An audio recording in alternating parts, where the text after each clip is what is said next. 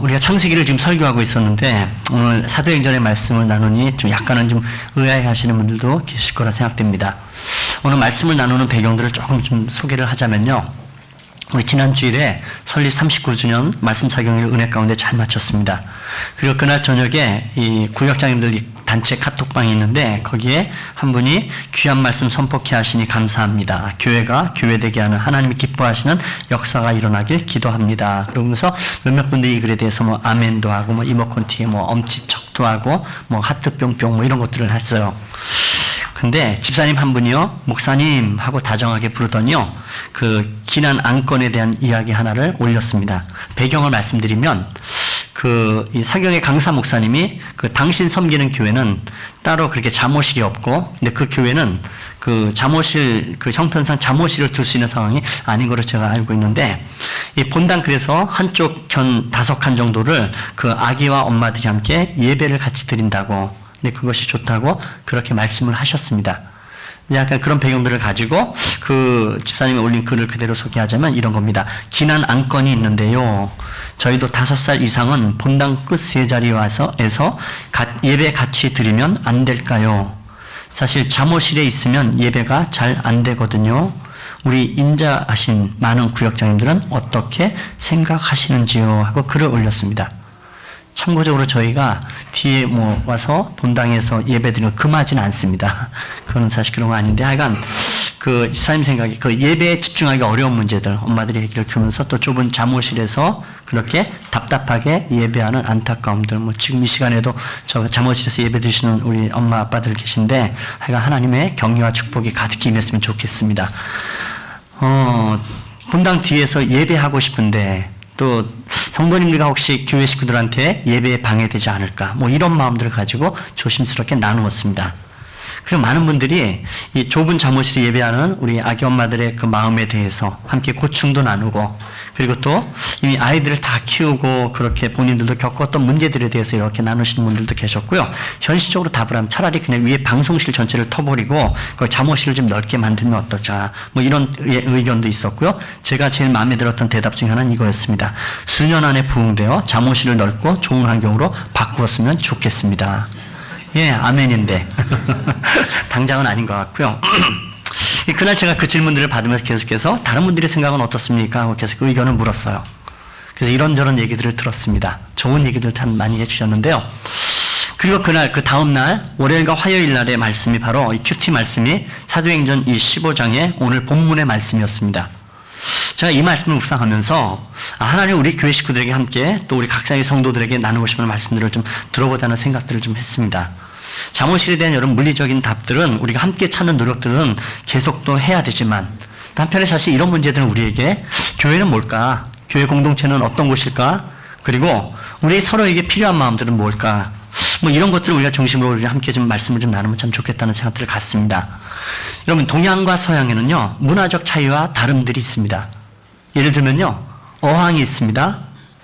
어항을 동양 사람과 서양 사람들에게 각각 보여주면서 무엇을 보았느냐라고 물어보면 이때 동양 사람들은 이렇게 답합니다. 거기 수족관에 이끼가 끼어 있었고요. 그리고 물 색깔은 탁했습니다. 이렇게 흐름을 얘기합니다. 서양 사람에게 똑같이 어항을 보여주면서 무엇을 보았느냐라고 질문을 던지면 거기엔 물고기 2마리가 있었습니다라고 어떤 사물을 이야기합니다. 여러분 물어보죠. 두 사람들의 의견이 누가 틀린 것이고 누가 맞은 것입니까? 예, 아니죠. 그냥 다른 것뿐입니다. 당구 있죠, 여러분. 당구도 마찬가지입니다. 서양 사람들은요, 포켓볼을 많이 친답니다. 구멍에 공을 넣는 그 목적을 지향하는 그런 마음으로 당구를 치는 성향들이 있습니다. 동양 사람들은요, 사구를 많이 칩니다. 4개의 공을 가지고 서로 연결하고 관계를 맺는 그런 당구를 칩니다. 이것은 서로 틀린 것이 아니고 다른 것입니다. 병원도 있죠. 양방병원이 있고 한방병원이 있습니다. 양방병원은 어떤 부위에 상처가 있고 곪으면 도려내고 짜내고 잘라내고 꿰매고 그 상처 부위를 치료합니다. 그런데 한방에서는요, 그 질병의 뿌리가 무엇인가를, 원인이 무엇인가에 관심을 두고 집중적으로 치료하려 했습니다. 이것 또한 그냥 어떤 한쪽이 맞다 틀리다를 얘기하는 것이 아니고 서로 접근하는 방식이 다른 겁니다. 제가 여러분에게요, 세 가지 단어를 이렇게 말씀드리겠는데, 세 가지 중에 두 가지를 묶어보십시오. 펜다곰, 원숭이, 바나나. 이 세 가지 단어를 갖고 두 가지를 묶어보십시오. 그러면요, 서양 사람들은 보편적으로요, 펜다곰과 원숭이를 묶어냅니다. 왜냐하면 펜다곰과 원숭이는 동물이고 바나나는 식물, 열매입니다. 그렇게 구별합니다. 근데 제가 이 질문을 던지고 1, 2부 때도 그렇고 3부 때도 그렇고 여러분 얼굴을 슬쩍 보면 주로 원숭이와 바나나를 묶고 있는 게 보입니다. 어떤 분은 입맛을 다지기도 하세요. 이걸 바로 동양 사람들의 특징입니다. 어떤 연관성, 관련성 이런 것들을 가지고 규정을 짓는 거죠. 그러니까 이 중에 누가 틀렸다, 누가 옳다 이렇게 말할 수 없는 겁니다. 뭐예요? 그냥 다를 뿐입니다. 문화적 차이가 다를 뿐입니다. 여러분, 오늘 이와 같은 문제를 다루고 있는 교회가 제1차 예루살렘 기독교 공의회에서 모였습니다. 이 공의회는 예루살렘 교회에서 모였는데요. 이때 다루어졌던 이 기독교의 공의회의 주제, 논제는 이런 것입니다. 예수 믿는 사람, 예수 믿는 그 이방인들에게 할례를 행해야 할 것인가 말 것인가? 할례를 받아야 그래야만 구원 얻는 것인가? 그렇지 않아도 구원을 받는 것이냐? 또 예수 믿어도 모세의 율법들을 지켜야 하느냐? 지키지 않아도 되느냐? 바로 이것이 예루살렘에서 열렸던 제1차 세계 기독교 공의회에서 다루어졌던 논제, 주제입니다. 그럼 도대체 이 의제, 이 문제가 왜 이 중요한 그 문제거리가, 이슈거리가 되어 있는가? 바로 이 1차 예루살렘 공의회에서 결정됐던 내용이 앞으로의 기독교의 운명과 그 다음에 정체성을 판가름하기 때문에 그렇습니다. 예를 들어서 여러분, 이 기독교 회의에서 이 공의회를 통해서 이런 결정을 했다고 우리가 생각해 보십시다. 먼저 예수 믿는 사람들은, 모든 사람들은 무조건 할례를 받아야 된다. 이렇게 결정을 했다면 어떤 양상이 벌어지겠습니까? 여러분, 그러면요, 기독교는 유대교의 한 분파가 돼버리고 마는 것입니다. 할례가 구원의 절대적인 조건이 되었을 것입니다. 그리고 세계 종교가 되지 못했을 거예요. 그렇게 되면 근본적으로는 예수님께서 이 땅에 오실 필요도 없을 것이고, 아마 우리가 다음 달에 우리가 함께 드려질 이 부활절 예배, 그 다음에 성탄절 예배는 지구상에 존재하지 않았을 것입니다. 그러나 반대로 구원은 주 예수 그리스도의 은혜로만 구원받을 뿐입니다. 할례는 그렇게 문화적인 문제여서 해도 되고 안 해도 되는 것입니다. 이렇게 결정된다면 그제서야 기독교는 유대교의 한 종파가 아니고요, 세계 종교가 되어지는 것입니다. 모든 민족을 품어내는 지경이 넉넉하게 넓혀진 교회가 되는 것입니다. 그러니까 얼마나 굉장히 지금 중요하고 아주 소중한 의제를 다루고 있는지 모릅니다. 결론부터 말씀드리자면 1차 이 세계 기독교 공의회를 통해서 결정된 내용은 이것입니다. 첫 번째, 주 예수의 은혜로 구원받았다는 사실을 확증하였습니다. 예수 그리스도의 십자가의 보혈로만 할례나 율법을 통해서 우리 어떤 신앙의 어떤 행위를 통해서 구원받는 것이 아니라 오로지 예수 그리스도의 보혈의 은혜로만 구원받습니다는 단호한 결정을 선언했습니다. 두 번째, 유대인 당신들도 매지 못하는 그 멍에를 어떻게 이방 사람들에게 매게 하느냐? 앞으로 매게 하지 말라. 이렇게 결정됐습니다. 여러분, 유대인들이 얼마나 율법을 철저하게 지키려고 애쓰는 사람인지 우리 알죠? 그런데 그렇다고 그들이 율법을 다 지키고 살았는가? 아닙니다. 하나님도 이미 아셨습니다. 여러분, 율법을 지킨다고 그렇게 지키라 말씀하셨지만 모든 인간은 그 율법을 지켜낼 수 있는 능력이 없음을 하나님께서 알고 계셨어요. 그래서 실제로 지키지 못합니다. 그래서 유대인 자신들도 매지 못하는 이 멍에를 이방 사람들에게 매게 하지 말라 결정했습니다. 세 번째, 할례는 진리가 아니라 유대인의 문화일 뿐이다. 이것을 결정하게 됩니다. 해도 되고 안 해도 된다는 것을 1차 기독교 공의회에서 그렇게 결정을 하게 된 것입니다. 여러분, 이 결정으로 기독교는요, 유대의 분파가 되어지는 것이 아니고 세계 종교가 되는 것입니다. 열방을 품어대는 그런 지경을 넓혀지는 교회, 온 열방과 민족을 품는 넉넉한 교회가 될 수 있었습니다.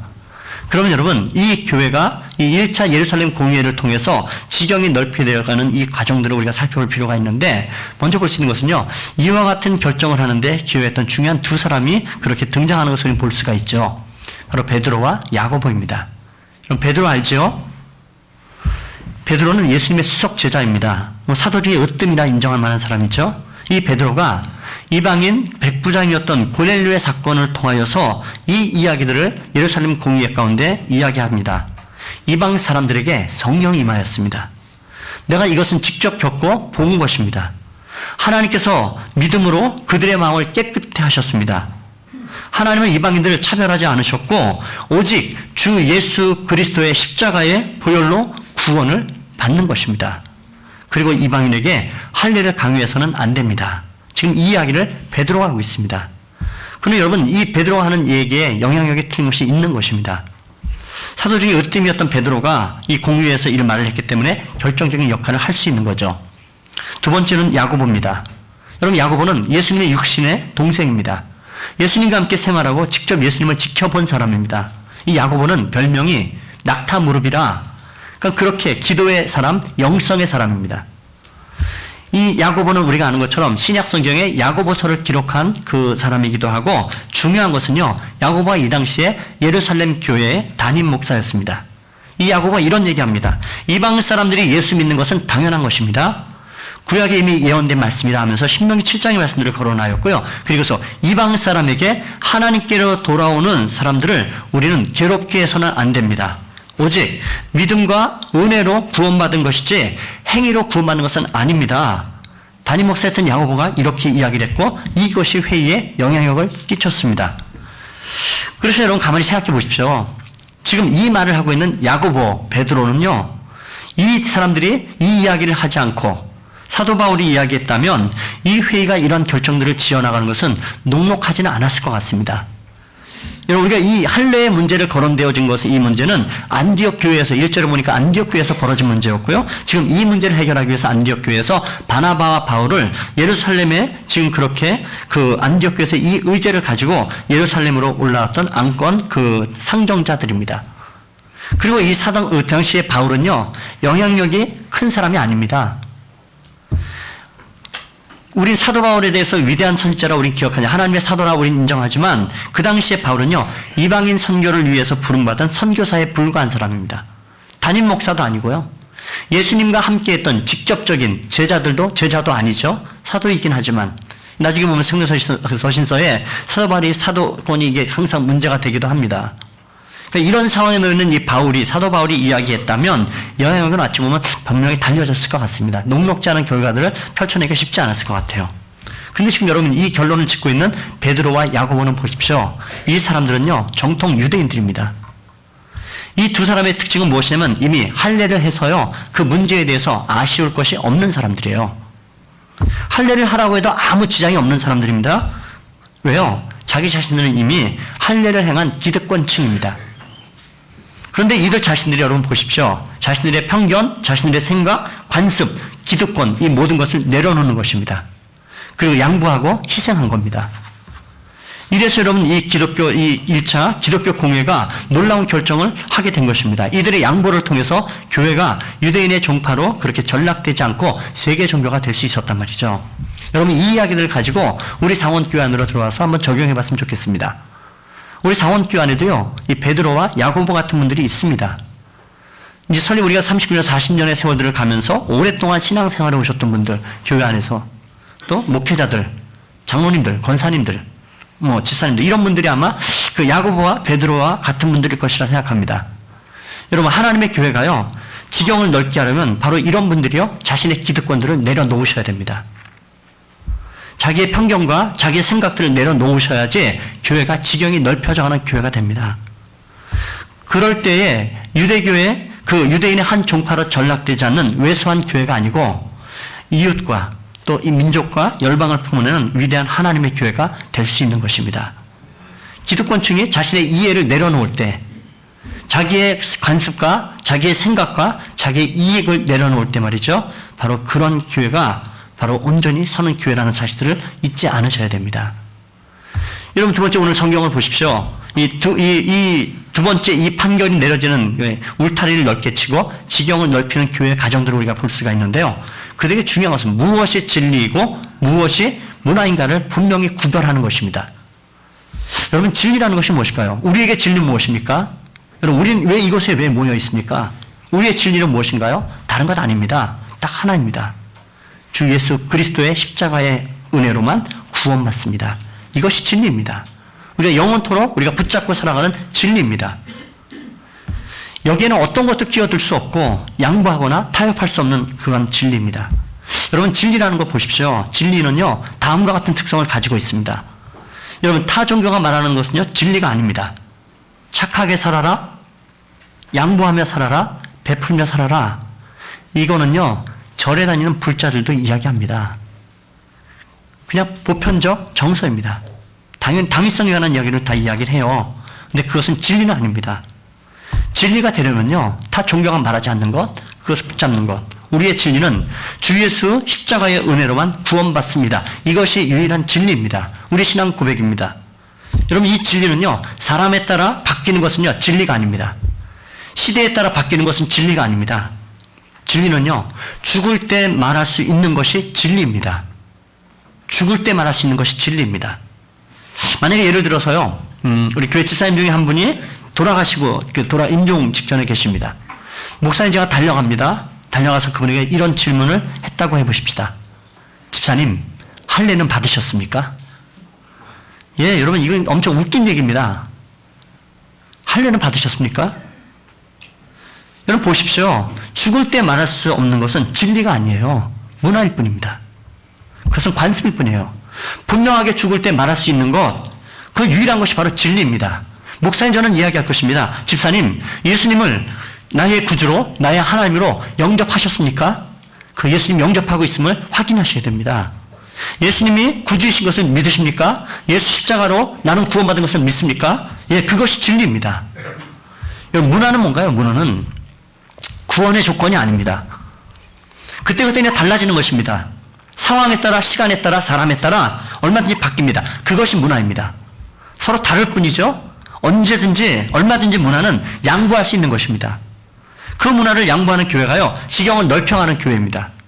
그 대신에 여러분, 진리는 타협할 수 없다는 것은 반드시 기억해야 된단 말이에요. 근데 오늘 성경에 보시면 야고보와 요한을 보십시오. 이들이 이야기합니다. 이방인들을 괴롭게 하지 말라. 너희도 매지 못하는 것을 갖다 어떻게 그들을 매이고 괴롭게 하느냐. 그리고 이방인들이 이렇게 말하고 있는 거 봅니다. 20절 말씀인데요. 20절 우리 같이 읽겠습니다. 20절입니다. 다만 우상의 더러운 것과 음행과 멀리하라고 편지하는 것이 옳으니, 예, 너희 이방인들도 세 가지 정도는 유대인의 문화를 지켜주어야 한다. 왜요? 보십시오. 우상의 더러운 것, 음행, 목매어 죽은 것, 이거 멀리하라? 이거 뭐요? 우상 숭배와 관련된 것입니다. 유대인의 문화와 관습도 인정을 하고 있습니다.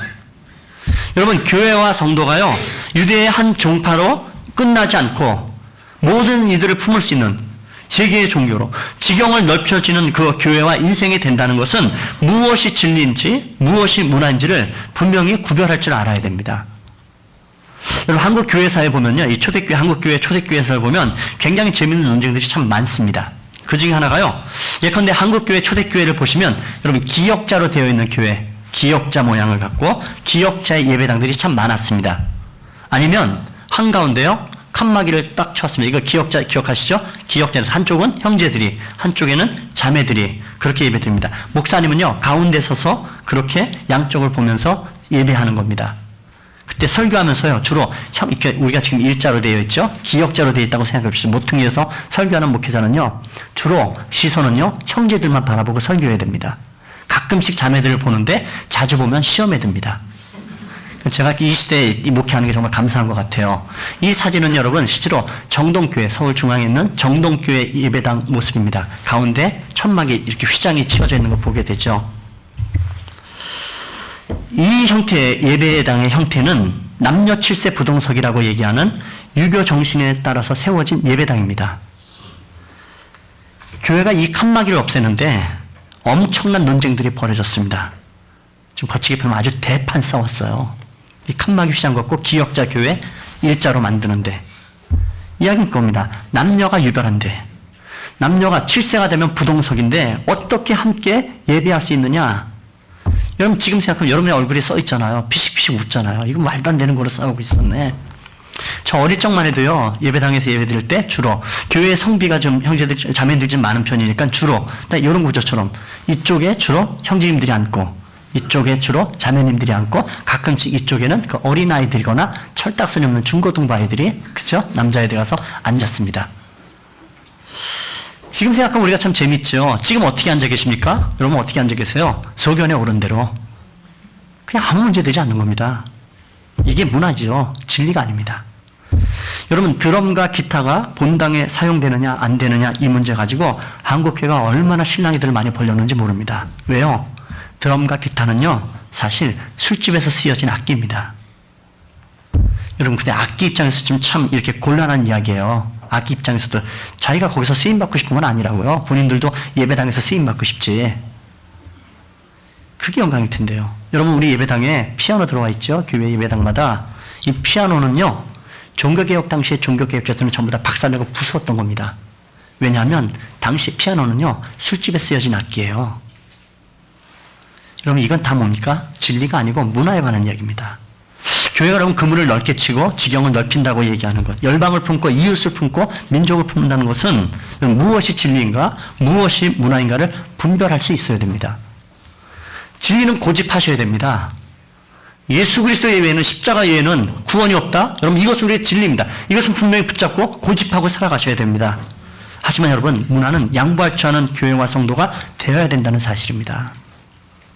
또 세 번째 여러분 오늘 성경에 보면 이 세 번째 과정이 있는데 야고보와 베드로가 말할 때 굉장히 중요한 건데 무엇이냐면 최소한의 규정을 스스로 하도록 그렇게 하였습니다. 무슨 얘기냐면 율법에는요 수백 가지가 있어요. 그 중에 세 가지만 지키라 그렇게 얘기합니다. 우상제물 먹지 말아라, 음행하지 말아라, 목매어 죽인 짐승 먹지 말아라. 왜 이 이야기를 하고 있냐면 이것은 당시에 우상 숭배하는 신전에서 드려졌던 이방 제사와 유사한 것입니다. 여러분 성경을 보십시오. 성경에 보시면 유대인의 규정은요 최대 규정입니다. 최대 규정. 무슨 얘기냐면 규정이 있는 모든 것을 다 지켜라. 그거 지키면 구원 받는다. 근데 그거 못 지켜요. 근데 아무튼 그 모든 거 다 지켜야 된다는 최대 규정입니다. 그러나 오늘 야고보는요 세 가지만 지켜라 얘기합니다. 우상제물 먹지 말아라, 음행하지 말아라, 목매어 죽인 짐승은 먹지 말아라. 야고보는 이 세 가지만 지키라 얘기합니다. 그러면 너희가 구원받는다가 아니고 너희에게 유익하다. 이 표현을요 어떤 사람이 성경에서 번역하면서 이렇게 표현했어요. 이 세 가지 옷을 입어야만 예수 믿는 당신에게 어울립니다. 예수 믿는 당신에게 어울립니다. 여러분 최소한의 것을 지키는 것이 우리에게 유익이 된다는 말하고 있습니다. 초대교회는 여러분 이 지경을 울타리를 넓게 쳤다고 지금 말씀드리고 있죠. 교회 문턱을 낮춘 겁니다. 수백 가지 규정 중에 이 세 가지 정도만 지키라 최소한의 규정을 지금 권면합니다. 그것도 구원을 위한 것이 아니고 너희에게 유익하다는 권덕사항을 말이죠. 여러분 우리 탕자 이야기를 기억하십니다. 여러분 탕자의 비유를 보시면 그 아버지는요 최고의 규정을 말하고 있지 않았습니다. 집 나간 탕자가 돌아올 때 아버지가 요구할 수 있는 최고의 규정은 뭘까요? 너 쓴 돈 전부 다 회수해 오너라. 너 탕진한 재산 전부 다 갖고 오지 않으면 넌 절대로 내 자식이 될 수 없다. 이렇게 말하는 거예요. 이것이 바로 최고의 규정입니다. 그런데 보십시오. 이 성경의 아버지는요. 최소의 규정만 이야기합니다. 그때 그 최소의 규정이 뭐예요? 돌아오기만 하라. 내가 이미 너를 용서하고 기다리고 있으니 너는 돌아오기만 하라. 정말 최소의 규정이죠. 이것 때문에 여러분 탕자가 산 겁니다. 지경을 넓게 친 거죠. 울타리를 넓게 친 겁니다. 여러분 성도도 마찬가지입니다. 탕자를 품어내시는 교회는요. 탕자를 품어내시는 성도는요. 넉넉히 치는 사람 돼야 됩니다. 그리고 또 하나 중요한 것을 말씀드린 대로요. 스스로 하게 했다는 것입니다. 시켜서 하면 여러분 이건요. 노예입니다. 노예 영성이죠. 이건 멍해가 돼버리면 합니다. 그렇지만 스스로 하면요. 그때부터 이 사람은요. 노예가 아니고 자유인입니다. 왜냐하면요. 내가 선택했어요. 내가 기뻐서 자원했고요. 내가 스스로 사모했습니다. 예수 믿는 우리도 마찬가지입니다. 여러분 우리 음식을 다 먹을 수 있습니다. 그런데요. 가끔 이런 경우들을 제가 겪게 됩니다. 이 절에 다녔던 분이요. 예수를 믿고 난 이후에 음식을 가져다 이렇게 음식을 이렇게 주시는 경우들이 있습니다. 실제로. 그래서 이런 말을 해요. 목사님 이거 제사 드린 음식인데 드셔도 됩니까? 이분이 헷갈려서 그러는 것 같아요. 제가 뭐라 할까요? 주세요. 음식인데 주십시오. 목사가 먹으면 거룩해질 겁니다. 아무 문제도 아닌 거죠. 여러분, 성도는요, 먹고 마시는데 자유할 수 있습니다. 근데 여러분, 우리가 알아야 될 한 가지가 꼭 소중한 게 있습니다. 예수 믿으면요, 다 먹을 수 있고, 다 볼 수 있습니다. 다 할 수 있습니다. 그러나, 여러분, 예수 믿기 때문에 하지 말아야 될 몇 가지는 있어야 됩니다. 그것도 스스로 만드십시오. 예수 믿기 때문에 반드시 해야 할 것 몇 가지는 있어야 됩니다. 스스로 정해서 그것에 의미가 있고, 그것이 나는 노예가 아니고 나는 자유인으로 살 수 있다는 선포가 될 수 있습니다. 바로 이것이요, 건강한 성도, 바로 이 초대교회의 모습들이었습니다. 전에 문자로 집사님 한 분이요, 이렇게 물어봤습니다. 목사님, 담배 피우면 지옥 갑니까? 이렇게 물어보셨어요. 제가 답을 했습니다. 집사님, 담배 피우시죠. 근데 이분이 글을 그렇게 남겼어요. 헉, 목사님 어떻게 하셨습니까? 참 순진하시죠. 여러분, 생각해 보시죠. 얼마나 그 고민되면 집사님 그런 질문을 하고 있어요. 여러분, 오해 없이 들으십시오. 여러분, 그거 아십니까? 담배와 술을 금하는 기독교는 한국과 얼마 되지 않습니다. 한국 교회와 몇 군데 되지 않아요. 유럽이나 이 미국의 이 서구 서양 그 목회자들 경우에도 담배를 물고 있는 경우들이 종종 있어요. 회의할 때도 뭐 할 때도 은혜가 안 되죠. 일단 사실은 우리한테는 별로 익숙하진 않으니까. 담배랜다. 만찬에서 이 와인 파티도 합니다. 근데 대한민국 기독교는요, 권덕사항들을 위해서 그것들을 금합니다. 여러분, 여기는 이유가 있습니다. 여러분, 일제시대에 복음이 들어오던 이 시절에 그 일제시대에 일본 사람들이 우리나라에 들어와서 한국의 모든 시대 정신을 갖다 말살시키는 정책 중에 한 가지는 유곽들을 만들어내고 민족성을 말살시키려고 전매청, 술집들을 만들고 난리도 아니었습니다.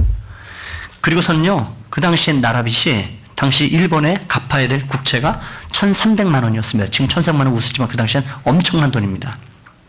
그런데 그때 기독교가요, 젊은 사람들 영성을 지켜내자는 마음으로 금주운동, 금연운동을 실제로 전개했습니다. 그리고선 국채보상운동을 실제로 벌였습니다.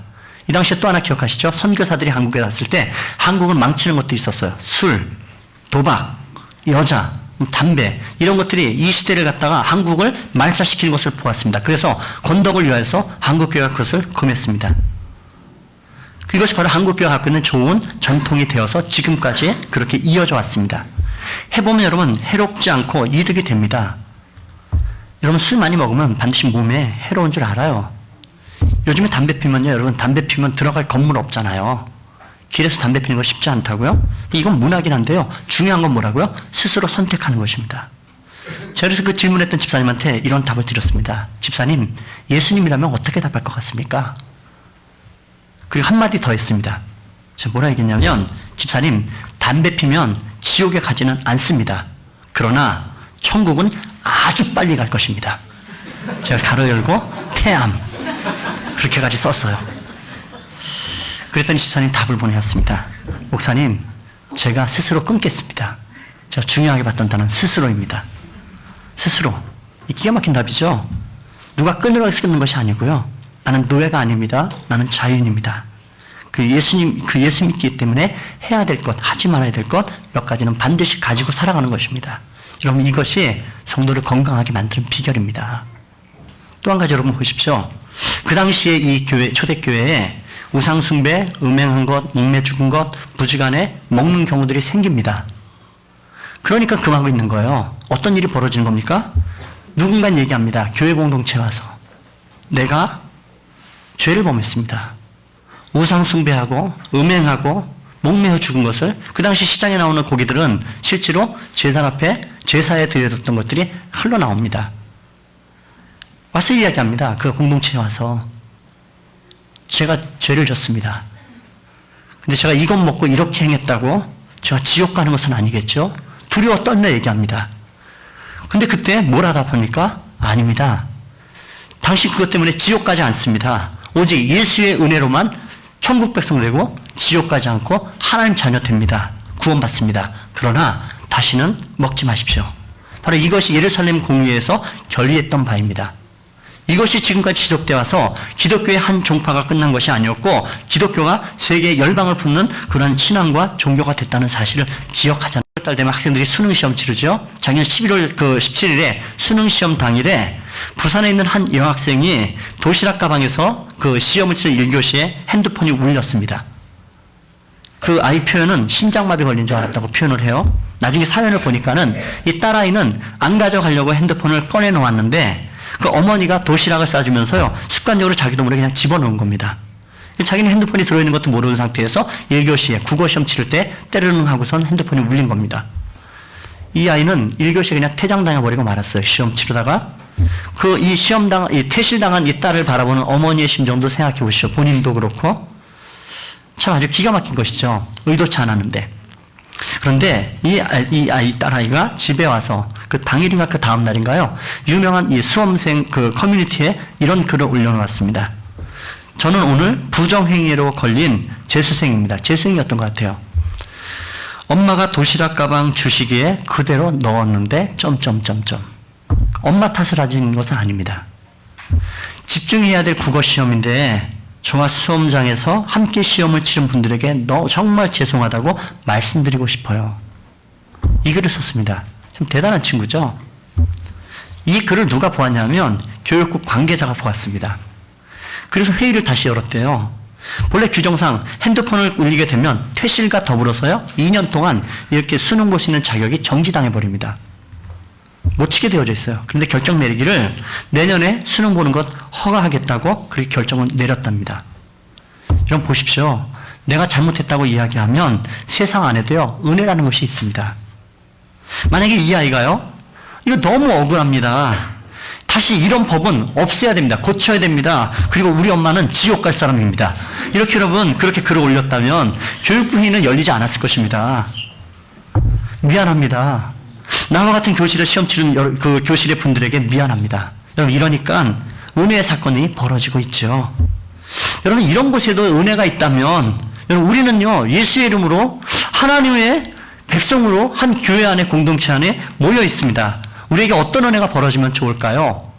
자, 다시 한번 서론으로 돌아가서 제가 이야기했던 대로 여러분 우리에게는 잠옷실에서 그렇게 힘들게 예배드리고 아이들과 씨름하는 자매들이 있습니다. 뭐 딴 날 그렇지만 또 금요일 날도 와서 우리 또 철야 봉사하는 금요일에도 막 봉사하고 반주해주고 이런 분들이 애들을 주렁주렁 달고 옵니다. 어쩔 수 없이 오늘 앞에 와서 뭐 난리치고 같이 찬양도 하고 그래요. 그걸 바라보는 여러분 시선은 어떤 시선으로 바라보고 계실까요?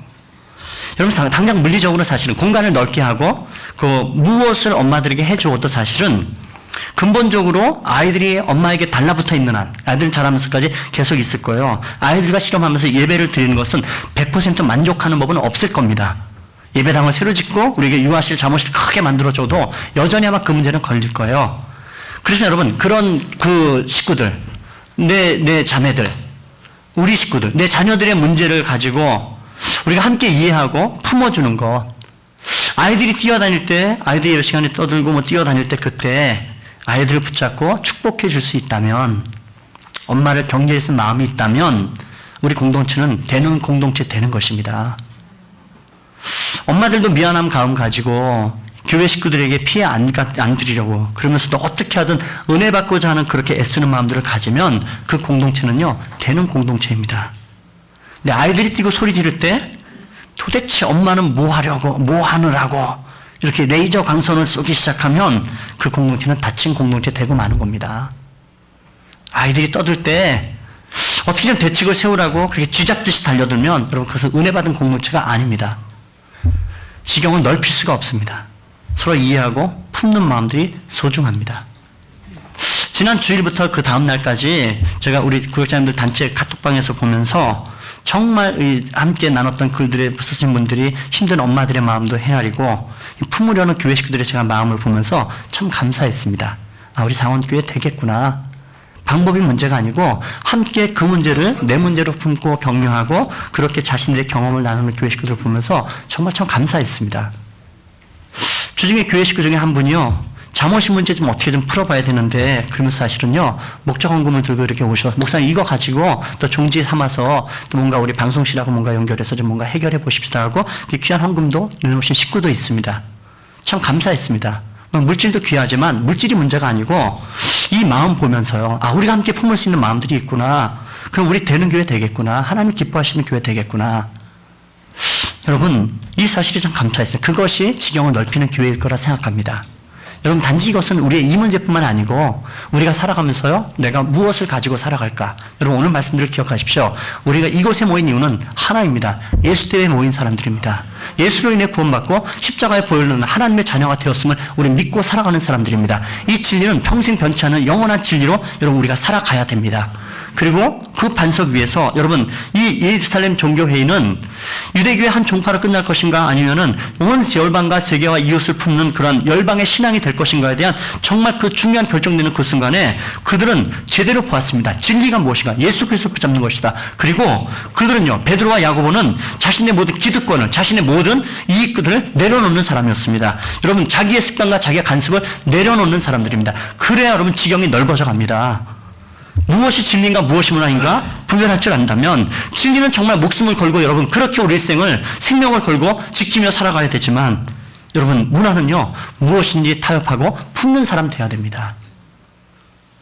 이단이 찾아오거든 여러분, 물론 배척하고 얘기 안 해야 되지만, 그냥 여러분 복음에 관한 얘기 어차피 되지 않다면 그냥 왔을 때요, 그냥 따뜻하게 차 한 잔 먹여주십시오. 고생한다고 힘든데 그 얘기하고 보내십시오. 이 사람 뭐가 다른데? 어차피 진리를 갖고 싸우진 않을 텐데요. 그 사람에 대해서 좀 넉넉한 마음들 우리한테 있으면 참 좋을 것 같습니다. 이건 유독 오늘 말씀드립니다. 그냥 우리의 그냥 한 단면에 그냥 아기들을 양육하는 엄마들 잠옷이의 문제가 아니고, 우리가 성도로 살아갈 때 우리 어떻게 살아가면 좋을까? 우리 상원교회 그런 교회 되면 좋겠습니다. 반드시 진리에 서서 예수 그리스도의 생명만을 우리가 노래하는 사람들이 되어야 될 줄로 믿습니다. 여러분, 그 진리 위에 서 있다면 그 외에 서로에게 바라보는 마음들이 넉넉하면 참 좋을 것 같습니다. 애들이 뛰어다녀도요, 뭐 상관없습니다. 지사님이 염려하시더라고요. 설교하는 목사님 신경 쓰일 텐데 저 신경 안 씁니다. 걱정하지 마시고요. 여러분도 조금씩 그런 마음들 가지면 어떨까요? 새로 오신 분들은 우리 상황을 잘 모르면 불편할 수 있지만 우리 모두에게 조금 불편함은 있을 거라는 생각이 드는데, 그럴 때 그냥 그 눈에서, 내 눈에서만 보지 말고 참 힘들 텐데 그래도 애쓴다고 이렇게 여러분 등 한 번 더 들겨주면 큰 인가 위로되고 격려되지 않을까요? 우리에게 마찬가지입니다. 우리 살아가는 모든 것들 갖고 우리가 모였을 때, 그래서요, 모일 때마다 서로에게 등 한 번 들여주면, 여러분 이거는 그냥 제가 한번 웃으면서 인사시키면서 사랑합니다, 축복합니다 얘기할 때 옆 사람 손잡고 등 들여주는 건 이건 별게 아닌 거 아니고 우리의 마음들을 표현하는 방법입니다. 이 마음들 가지고 우리 같이 살아가면 어떨까요? 여러분 오늘 말씀 기억하면서요, 그렇게 여러분의 우리 인생의 그물들은 넓게 치십시다. 진리 안에 반드시 서지만 영혼을 품고 사람을 품는 그 마음에 좀 넉넉함들을 가지고 영혼들을 대하고 사람들을 대할 수 있다면, 그것이 바로 영혼들을 품고 우리 서로에게 품어주고 이웃을 품고 열방을 그렇게 넉넉히 품어주는 이 하나님의 교회, 우리 하나님의 성도가 되시기를 주님의 이름으로 축복합니다. 우리 같이 기도하겠습니다.